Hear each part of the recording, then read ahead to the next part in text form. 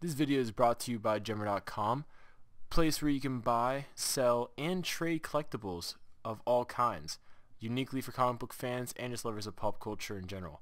So go check it out, Gemmer.com, and hopefully we'll see you there.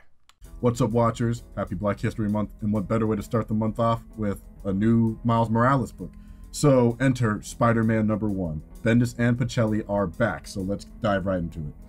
All right, so we opened with Miles encountering a new villain, at least for him, someone that at least I haven't seen for a long time. We have Blackheart, son of Mephisto, looking a lot more hellish and a lot more intimidating than he did in the Ghost Rider movie the last time we saw him. Anyways, quick jump cut to Miles, getting shot down from a date, as many high school kids do.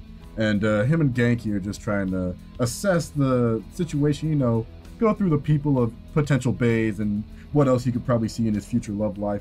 And from there, the conversation keeps going, and suddenly his phone rings. And look who's back, Mama Morales. That's right, if you read Secret Wars, you know how she came back. Miles was just very, very kind with a hamburger. Very, very old hamburger. But Mama Morales is back, so that's really cool.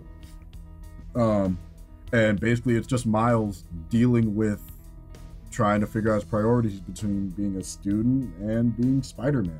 It's something he has to deal with, and he's trying to play catch up in class, and then he once again hears the literal call of danger as fire trucks just shoot by, and he has to make a choice, and he picks being a hero. So he chases a series of explosions in the town and encounters Blackheart, and it really picks up from where the opening left off, and you gotta read to find out what happens next, everybody.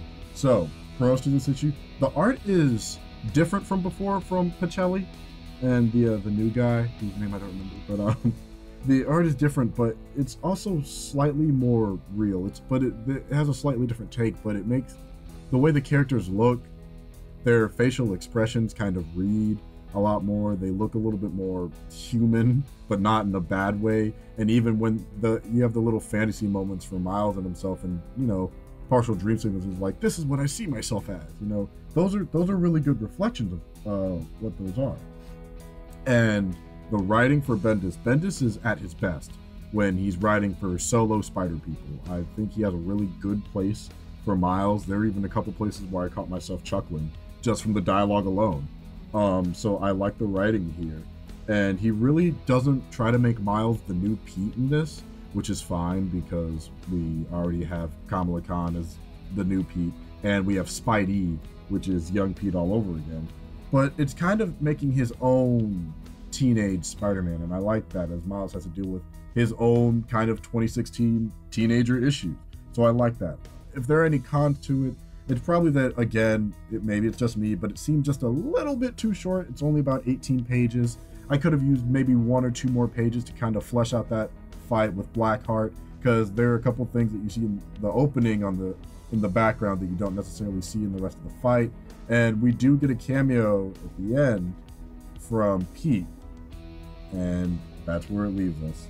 So don't forget to like, comment. I gotta give it a solid 8.5 before you check out of here. But I do highly recommend you pick up this book. It's a fun read. I'm gonna definitely try and follow it as much as I can.